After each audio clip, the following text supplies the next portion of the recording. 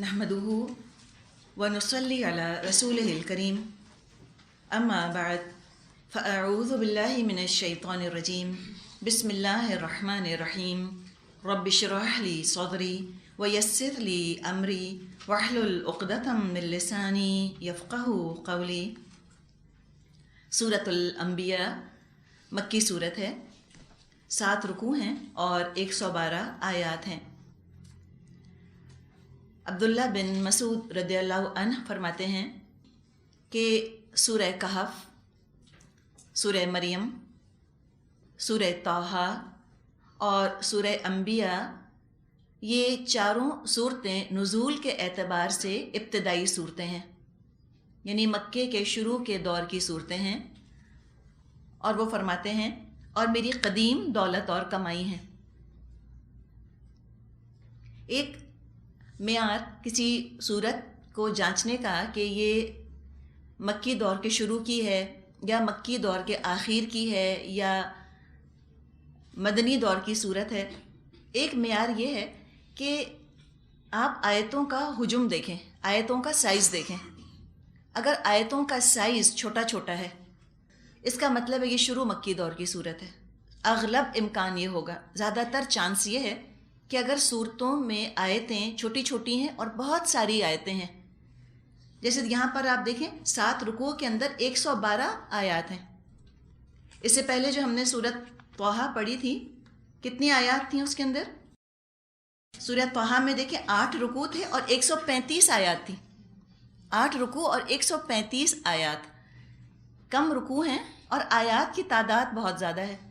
जबकि आगे आप देखिए कि सूरत आले इमरान, उसमें 20 रुकू हैं और 200 आयात हैं। 20 रुकू में 200 आयात हैं, वो मदनी सूरत है। और यहाँ पर 8 रुकू के अंदर 135 आयात हैं।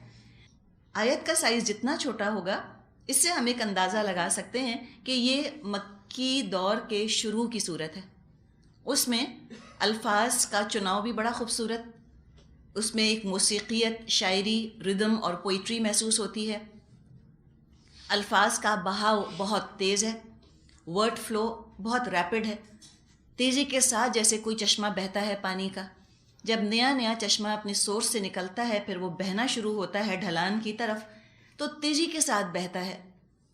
तो इसी तरह हमें एक बहाव नज़र आता है, एक तेज़ी नज़र आती है अल्फाज के अंदर। जैसे पहाड़ी दरिया होता है जिसकी चौड़ाई तो बहुत कम होती है, विड्थ उसकी कम होती है, लेकिन गहराई ज़्यादा होती है। इसी तरह यहाँ भी महसूस होता है मक्की दौर की आयात पढ़ के कि आयात जो हैं वो छोटी छोटी सी हैं, लेकिन उनके अंदर डेप्थ बहुत है, गहराई बहुत है। बहुत तेज़ी के साथ अल्लाह ताला का कलाम लगता है कि जैसे नाजिल हो रहा है। उसके बाद मदनी दौर में हम देखते हैं कि आयात की चौड़ाई ज़्यादा हो गई, हुजूम बड़ा हो गया आयात का। जैसे दरिया जब मैदानी दरिया बनता है तो फिर उसके अंदर ठहराव आ जाता है, उसकी तेज़ी में कमी आ जाती है, दरिया की चौड़ाई ज़्यादा हो जाती है और गहराई उतनी नहीं रहती। बिल्कुल इसी तरह जो मदनी सूरतें हैं उनकी आयात बहुत तवील हैं। आयतुल कुर्सी आप देखिए, एक आयत है आयतुल कुर्सी, लेकिन कितनी तवील है, कई जुमलों के ऊपर मबनी है। मदनी सूरतों में जो मज़ामीन बयान हुए हैं उनमें शरीयत की बातें ज़्यादा हैं, ज़बान निस्बतन सादा है, सिंपल ज़बान है। जबकि मक्की दौर की सूरतों में ज़बान में शायराना रंग हमें महसूस होता है, एक डिवाइन म्यूज़िक, इंट्रिंसिक म्यूज़िक महसूस होता है, मलाकुती गिना है इसके अंदर, रिदम भी बहुत खूबसूरत है, राइम भी बहुत है इसके अंदर, फ़्लो भी बहुत तेज़ है और आयात छोटी छोटी हैं। सूरह तौहा जो हमने पढ़ी उसमें ज़िक्र की अहमियत बयान हुई है और सूरह तौहा के अख्तिताम पर एक तंबीह आई है, एक वार्निंग आई कि अगर ये नहीं ए नबी आपकी बात सुनते तो ठीक है, आप भी इंतज़ार कीजिए, ये भी इंतज़ार करें। धमकी है ना, वार्निंग है वहाँ पर। जिस मज़मून पर सूरह तौहा ख़त्म हो रही है उसी मज़मून से सूरतुल अंबिया शुरू होती है। उसी वाक़ये का ज़िक्र है जिसकी कि उनको वहाँ पर वार्निंग दी गई। मक्की सूरतों में ہم ایمانیات ثلاثہ کی بات بار بار پڑھیں گے. 3 ایمان: اللہ کی توحید، رسالت اور آخرت. ان پر پرزور دعوت ایمان دی گئی ہے. مشرکین مکہ اللہ کو مانتے تھے مگر آخرت کا تصور ان کے لیے بالکل اجنبی تھا. بہت ہی شک اور شبہ تھا ان کو آخرت کے آنے پر. اول تو مانتے ہی نہ تھے، اور اگر کوئی مانتا بھی تھا تو اس نے کہا کہ ہم نے یہ دیوی دیوتاؤں سے اپنا رشتہ ناتا جوڑا ہوا ہے، یہ ہماری شفاعت کروا دیں گے قیامت کے دن. اور کچھ اور نے اپنا الگ کوئی معیار، الگ کوئی کرائٹیرین، پیرامیٹرز بنائے ہوئے تھے قیامت کے، جس کا اصل قیامت، اصل آخرت سے کوئی دور دور کا تعلق نہیں تھا. تب یہاں پر اصل حقیقت کو واضح کیا جا رہا ہے کہ دیکھو قیامت کیسی ہوگی، کیسی قیامت آئے گی، اس کے لیے تیاری کرو. اور قرآن نے جگہ جگہ ہم کو قیامت کے بارے میں بتایا ہے کہ تمہارے ذہنوں کے اندر جو تصور ہے قیامت کا، جو فگمنٹ آف امیجنیشن ہے، اس کو نکالو. قیامت تمہارے امیجنیشن کے مطابق نہیں آئے گی، اور تم اس کو ریالٹی سے ریپلیس کرو. اس تصور کو حقیقت سے بدلو. حقیقت تم کو قرآن بتا رہا ہے کہ کیسے قیامت آئے گی، کیا اس کا معیار، کیا پیرامیٹرز ہوں گے. اسی قیامت کے ذکر سے یہ صورت شروع ہوتی ہے. بسم اللہ الرحمن الرحیم. اقترب للناس حسابهم وهم فی غفلۃ معرضون. قریب آ گیا ہے لوگوں کے حساب کا وقت، اور وہ ہیں کہ غفلت میں منہ موڑے ہوئے ہیں. بالکل وہی انداز ہے جو 30ویں پارے کی پہلی صورت کا ہے. عما یتساءلون عن النبأ العظیم، کہ کیا ہو گیا ان لوگوں کو، کس کے بارے میں یہ ایک دوسرے سے سوال کر رہے ہیں، اس بڑی خبر کے بارے میں. یعنی سورہ نبا میں بھی ایک طرح کی حیرت کا اظہار ہے کہ لوگوں کو کیا ہو گیا کہ بجائے کہ آخرت کی تیاری کریں، اپنا وقت ایسی باتوں میں، شکوک اور شبہات میں ضائع کر رہے ہیں. وہی انداز ہم کو یہاں سورۃ الانبیاء میں ملتا ہے. انداز جو یہاں پر ہے کہ کمال ہے کہ لوگوں کے حساب کا وقت اتنا قریب آ لگا اور وہ غفلت میں پڑے ہیں، منہ موڑ رہے ہیں. بڑا افسوس ہے، بڑی حسرت ہے انداز میں. ایک طرح سے یوں محسوس ہوتا ہے کہ جیسے کہا جا رہا ہو کہ اگر یہ لوگ جو منہ موڑ رہے ہیں آخرت کے ذکر سے، اگر ان کو اپنے حساب دینے پر یقین ہوتا تو حساب کی فکر یقیناً ان کو چین نہ لینے دیتی. حساب کی فکر ہوتی ہے تو انسان اپنا محاسبہ کرتا رہتا ہے. اکاؤنٹیبلٹی کا احساس ہوتا ہے تو انسان اپنے آپ کو اکاؤنٹیبل سمجھتا ہے. ورنہ کیا ہے، غفلت معرضون والی کیفیت، پڑے ہیں غفلت میں، ہیٹ لیس.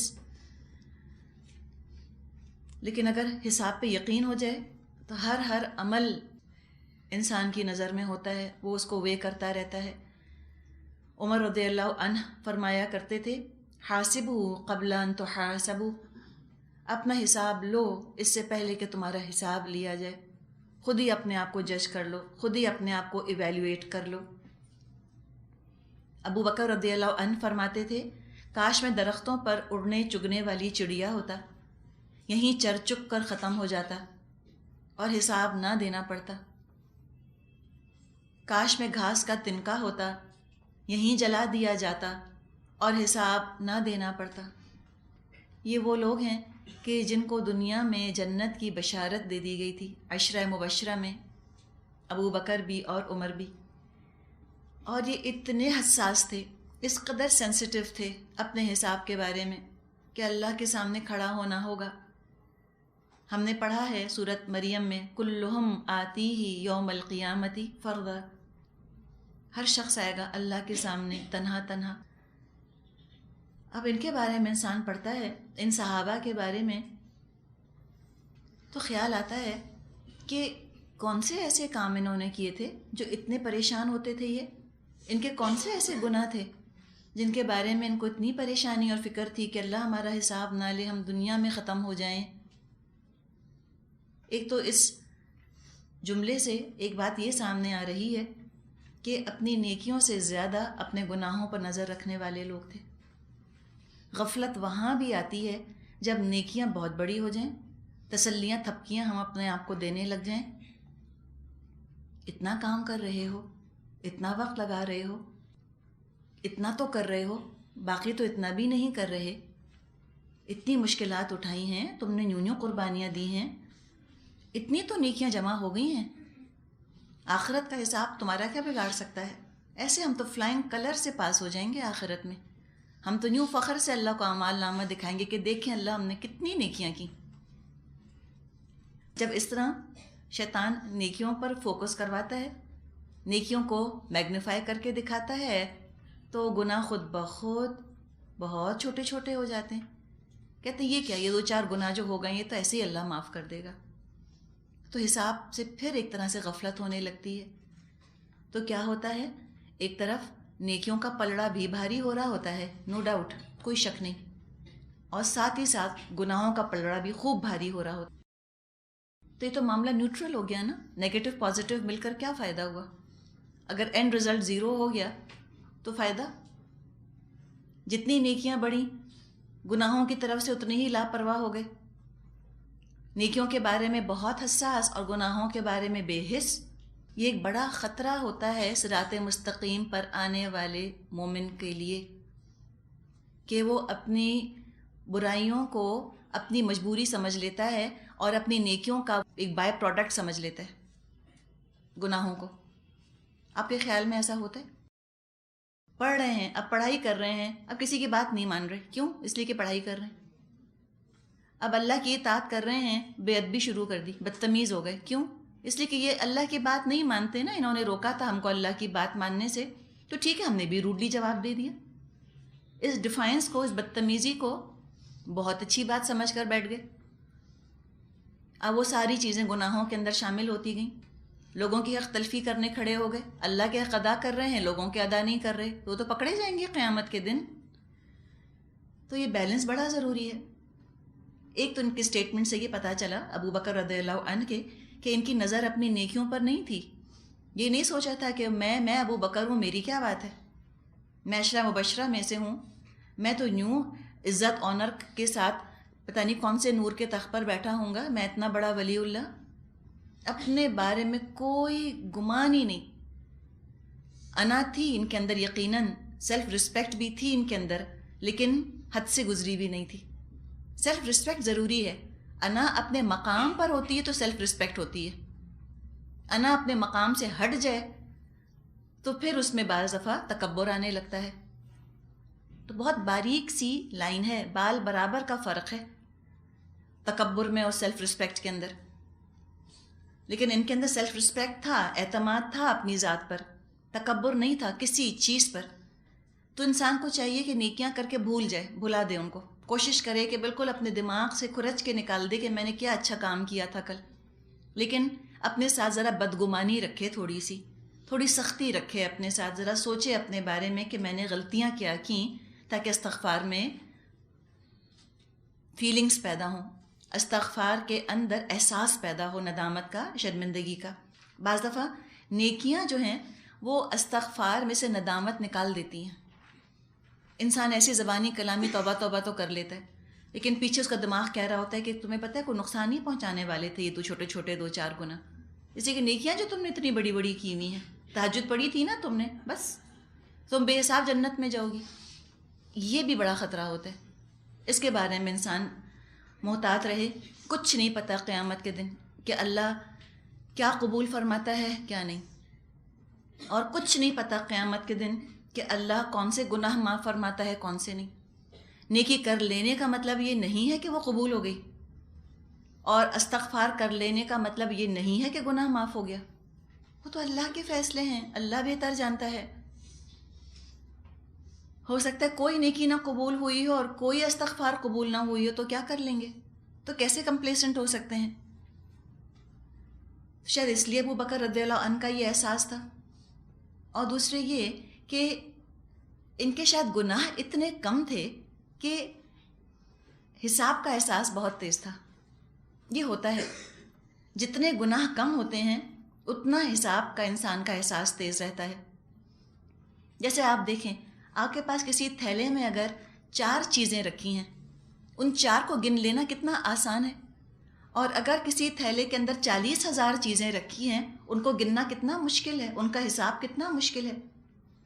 تو شاید یہ گناہ ہی اتنے کم کرتے تھے کہ پھر ان کا فوکس رہتا بھی تھا، پن پوائنٹ کر سکتے تھے کہ یہاں میں نے خطا کی تھی، یہاں میں نے غلطی کی تھی۔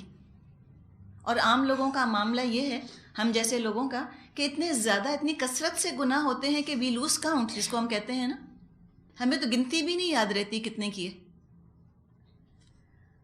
تو چونکہ کم ہوتے تھے، حساب کا احساس تیز تھا، جتنے جتنے گناہ بڑھتے چلے جاتے ہیں اتنا ہی یہ احساس حساب کا دبتا چلا جاتا ہے۔ بالکل جیسے کسی کے جسم میں زہریلے مادے، پوائزنس میٹرز اگر بہت بڑھ جائیں تو اس پر ایک طرح سے بے ہوشی طاری ہونے لگتی ہے، اسی طرح گناہوں کی کثرت بھی اسی زہر کی طرح ہوتی ہے۔ جب گناہوں میں کثرت ہو جاتی ہے، جب گناہ سے زندگی زہر آلود ہو جاتی ہے تو غفلت طاری ہو جاتی ہے، زندگی کا اصل مقصد ہی بھول جاتا ہے انسان کہ دراصل اپنے رب کی بندگی کرنے دنیا میں بھیجا گیا ہے۔ ہر قول، ہر عمل جو ہے وہ اس کا لکھا جا رہا ہے۔ تو حالت کیا ہے ان کی؟ آیت نمبر 2 میں فرمایا کہ یہ کیوں غفلت میں منہ موڑ رہے ہیں۔ آیت 2 اور 3 میں فرمایا ما یأتیہم من ذکر من ربہم محدث الا استمعوہ وہم یلعبون، ان کے پاس جو تازی نصیحت بھی ان کے رب کی طرف سے آتی ہے اس کو بتکلف سنتے ہیں اور کھیل میں پڑے رہتے ہیں۔ دراصل غفلت سے ذکرہ میں لانے والی چیز تو اللہ کا کلام ہے، التذکیر ہے، تذکرہ، ذکرہ، یاد دہانی۔ غفلت شیطان طاری کرتا ہے انسان پر، یہ شیطان کا وار ہے، اور اللہ کا، رحمان کا جو عطیہ، جو تحفہ ہے اس غفلت سے حفاظت کرنے کے لیے ہماری، وہ ہے ذکرہ، قرآن، اللہ کا کلام۔ اب اپنی اسی حفاظت سے یہ غافل ہو گئے۔ جب حساب سے غافل ہوئے تو لازماً اللہ کے کلام سے غافل ہوں گے۔ یہ ساتھ ساتھ چیز چلے گی، جتنا اللہ کا خوف ہوگا انسان کے دل میں، جتنا انسان اپنے آپ کو اللہ کے کلام سے قریب رکھے گا، حساب کا احساس اتنا ہی تیز ہوگا۔ جتنا اللہ کے کلام سے غافل ہوگا اتنا اپنے حساب سے غافل ہوگا۔ ہم اپنے بارے میں خود اس بات کو دیکھ سکتے ہیں۔ ایک ہماری کیفیت، ہمارا عمل تھا قرآن پڑھنے سے پہلے، بڑی بڑی باتیں ہو سکتا ہے کر جاتے ہوں اور کوئی بڑی بات ہی نہ ہو، لیکن قرآن پڑھنے کے بعد اب چھوٹی چھوٹی باتیں بھی نظر میں رہتی ہیں، سوچتا ہے انسان۔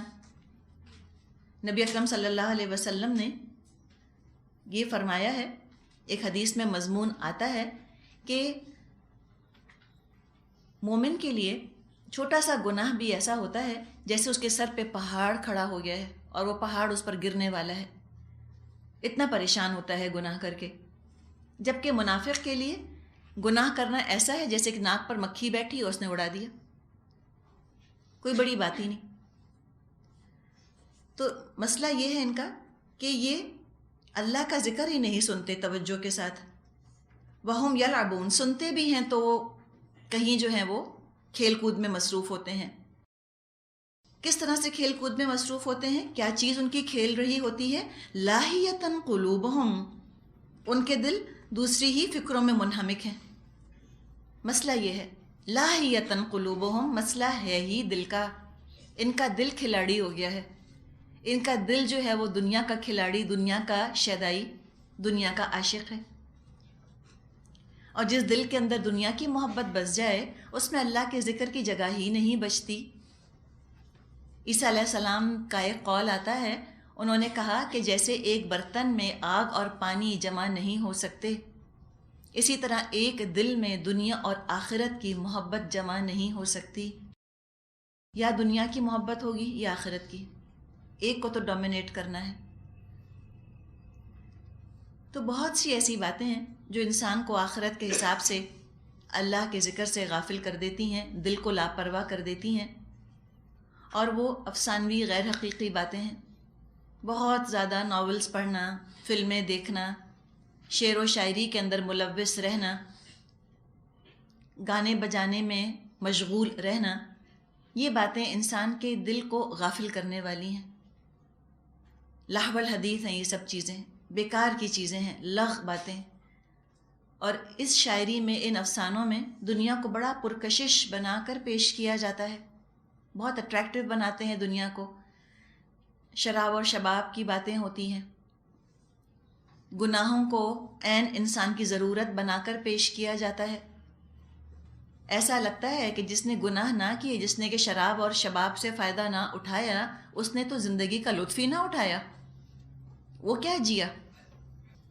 تو یہ چیزیں دنیا پر زیادہ فوکس مرکوز کر دیتی ہیں، انسان کو موت کو بلا دیتی ہیں. ایسا لگتا ہے کہ اس دنیا کی عزت شہرت جس نے حاصل کر لی، اس کو زندگی کا مقصد حاصل ہو گیا. یہ چیز انسان کے دل کو غافل کر دیتی ہیں. تو جو ہمارے ہاں ناولیں ہیں اور فلمیں ہیں اور شعر و شاعری اور گانے بجانے ہیں، اسی قبیل کی چیزیں، اسی طرح کی چیزیں عربوں میں بھی پائی جاتی تھیں. ان پر بھی غفلت انہی چیزوں نے طاری کی تھی.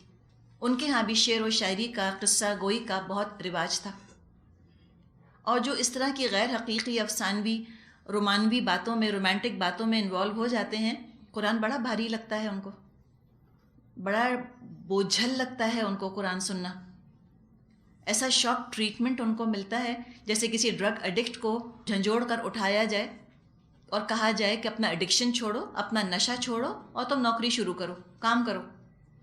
کتنا بھاری لگے گا اس شرابی کو یا اس چرس پینے والے کو یہ کسی کا حکم. تو دنیا کے ایڈکٹ جو ہوتے ہیں ان کو قرآن کی باتیں، کہ قرآن کہتا ہے عمل کرو تمہارا حساب لیا جائے گا، یہ باتیں ان کو بہت بھاری لگتی ہیں. تو انہوں نے کہا کہ چلو ٹھیک ہے، رہنے دو، سنو ہی نہ ان باتوں کو، منہ ہی موڑ لو. سورۃ حامیم السجدہ میں یہ مضمون آتا ہے آیت نمبر 26 میں کہ ان کی پالیسی یہ تھی کہ لا تسمعوا لهذا القرآن والغوا فیہ لعلکم تغلبون. منکرین کہتے ہیں اس قرآن کو ہرگز مت سنو، اور جب سنایا جائے اس میں خلل ڈالو، شاید کہ تم غالب آ جاؤ. تو ان کو کھیل تماشوں سے، گانے بجانوں سے فرصت نہیں. یلعبون کا ذکر آیا ہے نا، لاہیہ، غافل دل ہیں ان کے، زندگی کو ایک کھیل تماشے کی طرح ٹریٹ کرتے ہیں. سمجھتے ہیں ہم اپنی زندگی کے، اپنے جسم کے ہم مالک ہیں.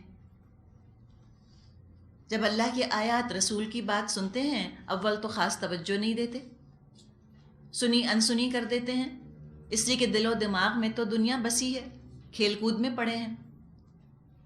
تو موسیقی، گانا بجانا، افسانے، ڈرامے، ناولز، یہ بھی غافل کرتے ہیں. اور ایک اور چیز جس کا کہ ذکر یہاں آ گیا، یلعبون، کھیل. آج کل کھیل بھی انسان کو غافل کرنے کا سبب بن گئے ہیں. اس زمانے میں تو شاید یہ بات ایک محاورے کی طرح ہو، لیکن آج کے انسان پہ تو 100% درست ہے. کھیل اتنا اہم ہو گیا، لگتا ہے اس پر آخرت کی نجات کا ہی جیسے کہ دار و مدار ہے.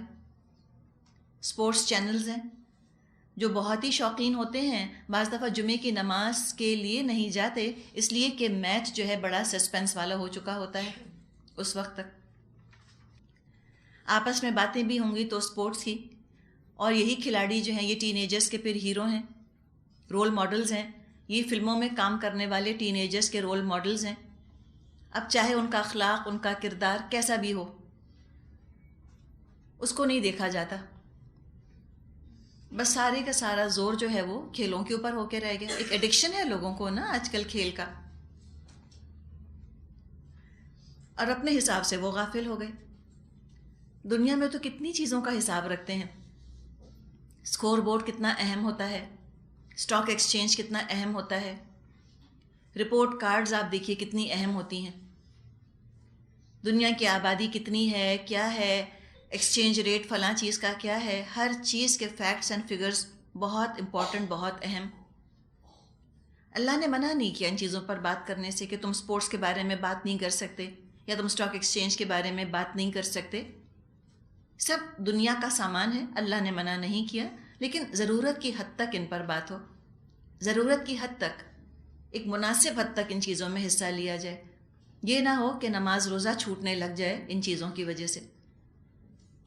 ضرورت سے تفریح سے بڑھا کر مقصد نہیں بنانا چاہیے ان کو کہ ان میں پڑھ کر اللہ کے ہاں کے حساب کتاب سے غافل ہو جائیں.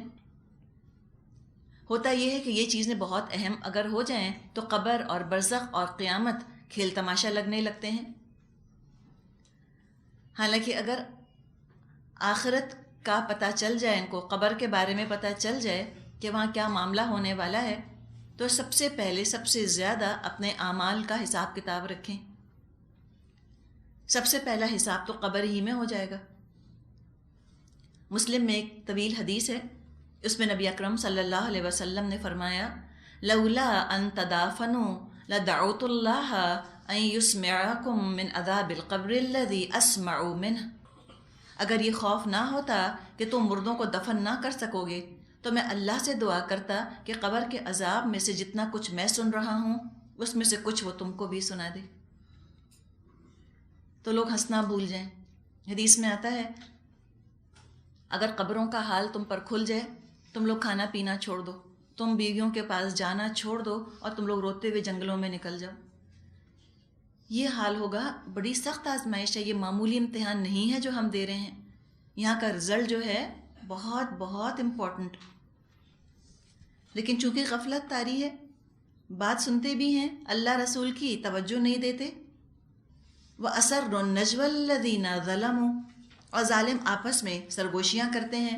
هَلْ هَذَا إِلَّا بَشَرٌ مِثْلُكُمْ أَفَتَأْتُونَ السِّحْرَ وَأَنْتُمْ تُبْصِرُونَ.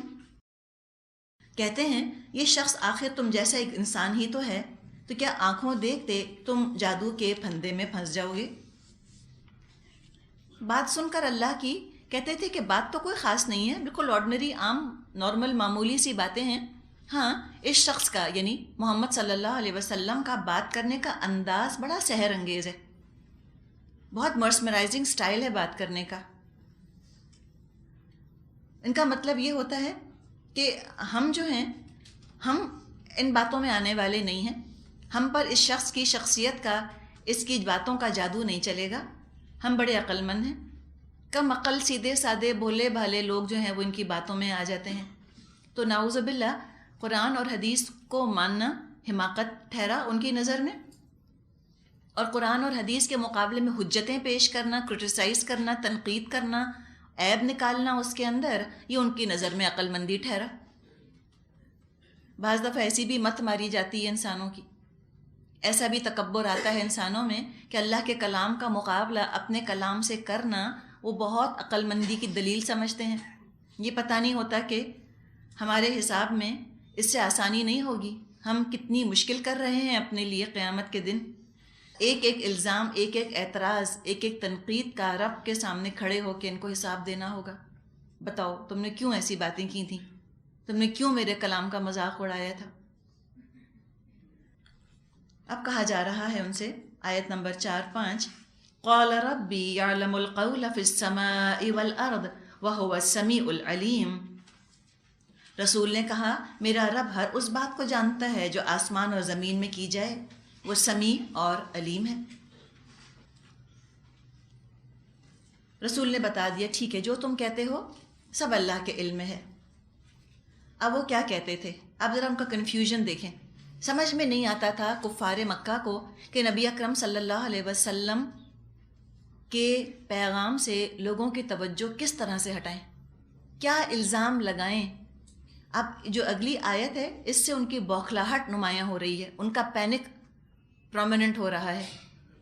گھبرا گھبرا کر، بوکھلا بوکھلا کر عجیب عجیب باتیں کیا کرتے تھے.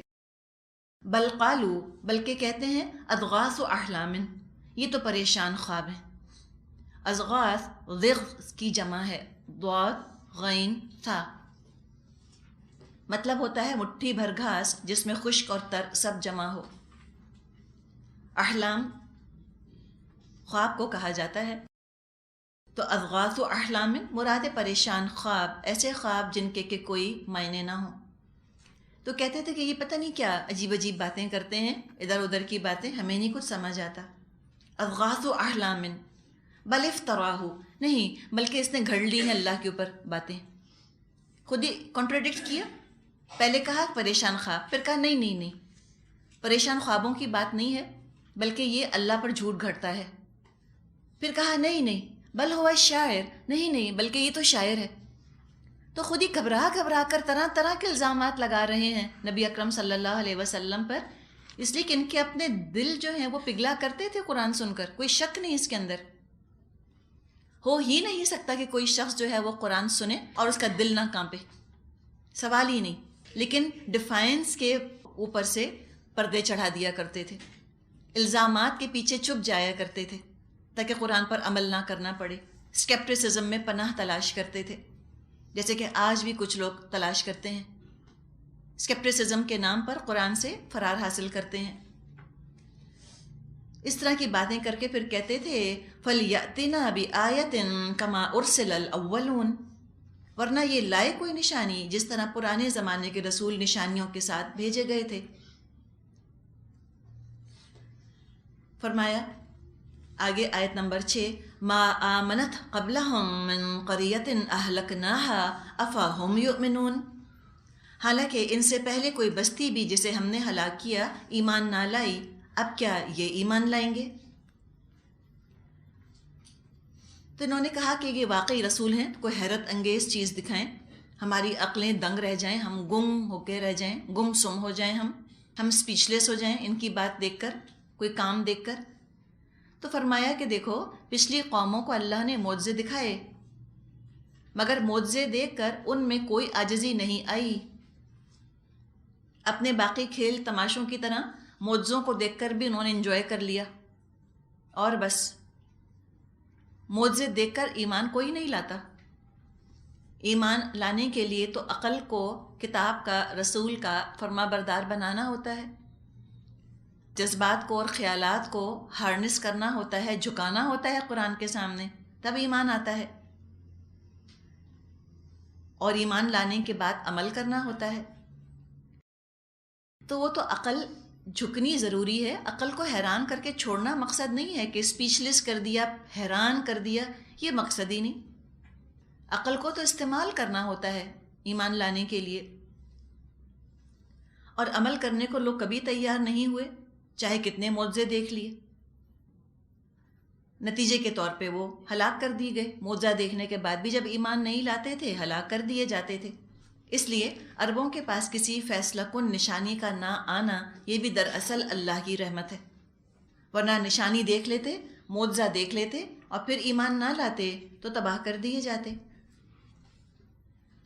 آگے فرمایا آیت 7-8 وَمَا أَرْسَلْنَا قَبْلَكَ إِلَّا رِجَالًا نُوحِي إِلَيْهِمْ فَاسْأَلُوا أَهْلَ الذِّكْرِ إِن كُنتُمْ لَا تَعْلَمُونَ وَمَا جَعَلْنَاهُمْ جَسَدًا لَا يَأْكُلُونَ الطَّعَامَ وَمَا كَانُوا خَالِدِينَ، اور اے محمد صلی اللہ علیہ وسلم، آپ سے پہلے ہم نے انسانوں ہی کو رسول بنا کر بھیجا تھا جن پر ہم وحی کیا کرتے تھے۔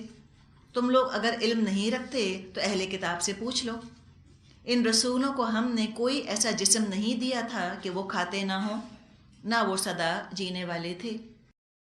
تو بتایا کہ انسانوں کی ہدایت کے لیے ہمیشہ انسان آئے، وہ کھاتے پیتے تھے، شادی بیاہ کا معاملہ ہوتا تھا، ان کو بھی موت آئی جیسے انسانوں کو موت آتی ہے۔ تو کسی رسول کا انسان ہونا ہرگز بھی ان کی شان میں گستاخی نہیں ہے،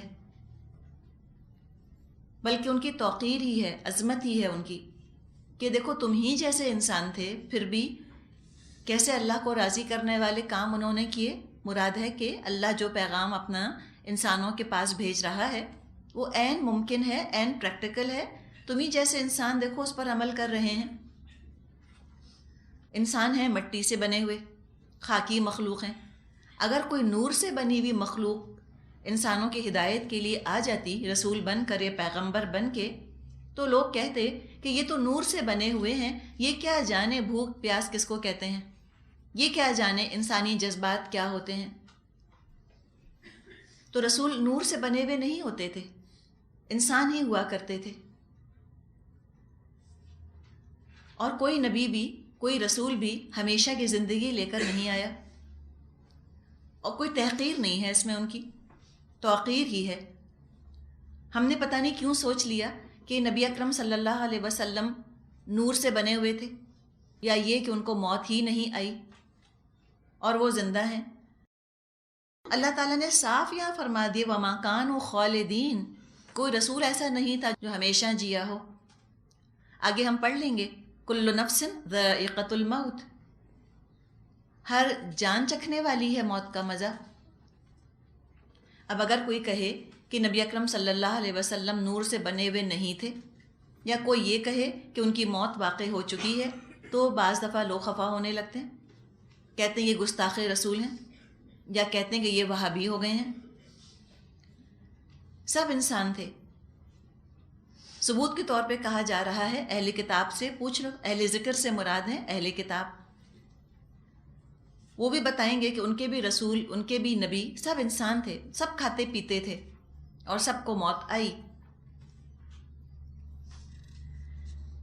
فرمایا آگے آیت نمبر 9 ثم صدقناهم الوعد فانجیناهم ومن نشاء واهلکنا المسرفین، پھر دیکھ لو آخر ہم نے ان کے ساتھ اپنے وعدے پورے کیے اور انہیں اور جس کو ہم نے چاہا بچا لیا، اور حد سے گزرنے والوں کو ہلاک کر دیا۔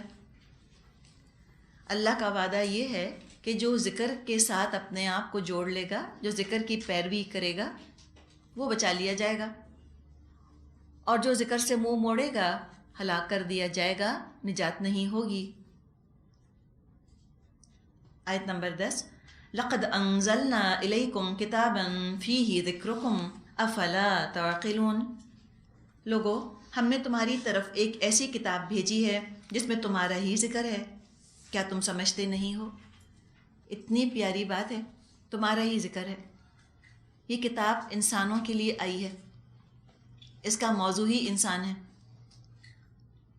اور اے شخص، اے انسان، اس میں تیرا ہی ذکر ہے۔ عام طور پہ کسی انسان کو بتایا جائے کہ فلاں جگہ تمہارا ذکر ہو رہا ہے یا فلاں اخبار میں تمہارا ذکر آیا ہے، شوق سے، تجسس اور دلچسپی سے انسان اس کو پڑھنا چاہتا ہے، اپنے ذکر کو پڑھنا چاہتا ہے، اپنا ذکر سننا چاہتا ہے۔ تو قرآن کو بھی اسی شوق، اسی دلچسپی کے ساتھ پڑھو، اسی دلچسپی کے ساتھ سنو، تمہیں اپنی زندگی کے مسائل کا حل اس میں مل جائے گا۔ پرابلم کریٹر نہیں ہے نعوذ باللہ قرآن، یہ تو پرابلم شوٹر ہے۔ قرآن مسئلہ نہیں ہے، مسائل کا حل ہے۔ کون سے کام انسانوں کو سچی خوشی دیں گے، کون سے کام اس کے لیے نقصان دہ ہیں۔ ایک مرد پڑھے تو اپنے مسائل کا حل ڈھونڈ لے، عورت پڑھے تو اپنے مسائل کا حل ڈھونڈ لے۔ سب کی عین نفسیات، عین فطرت کو سامنے رکھ کر اللہ تعالیٰ نے قوانین بنائے ہیں۔ بچوں کے، بڑوں کے، بوڑھوں کے، عورتوں مردوں کے، سب کے حقوق کا تحفظ جو ہے وہ اس کے اندر موجود ہے۔ کوئی عالم اگر پڑھے اس کتاب کو تو عین اپنی سطح کے مطابق اس کو پائے گا، کوئی مزدور پڑھے اپنی سطح کے حساب سے اس میں سے وہ سبق حاصل کر لے گا۔ یعنی کسی کو یہ محسوس نہیں ہوتا قرآن پڑھتے ہوئے کہ مجھے قرآن سمجھ میں نہیں آ رہا۔ کم علم پڑھے اس کو بھی سمجھ آ جائے، اور کوئی جینیس پڑھے وہ بھی یہ نہ سوچے کہ میری علم کی سطح سے تو بہت کم تر ہے یہ قرآن، اس کو یہ محسوس نہیں ہوگا۔ یہ اس کتاب کا معجزہ ہے۔ جو پچھلی قومیں تباہ ہوئیں وہ بھی ہم جیسے ہی انسان تھے، ان کا بھی ذکر اس کتاب میں موجود ہے۔